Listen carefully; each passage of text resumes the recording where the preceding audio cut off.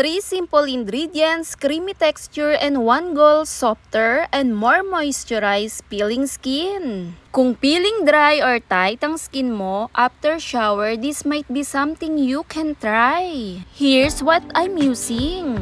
2 tablespoons Silka. Ito ang cleansing base, so it's help remove sweat, dirt, and excess oil.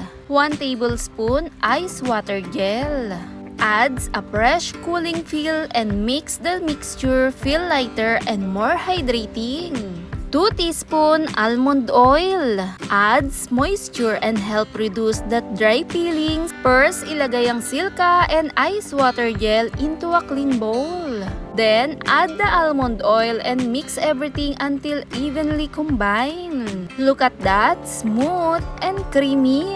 Since homemade mixture ito, I will make a hug batch and keep it for weeks.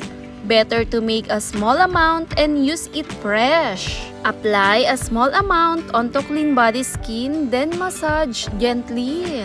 Focus on areas na usually dry like face, elbow, knees, arms, and legs. After showering, pwede mo itong gamitin habang slightly damp pa ang skin para mas comfortable and moisturizing and peeling. After using it, your skin may feel softer, smoother, and less dry.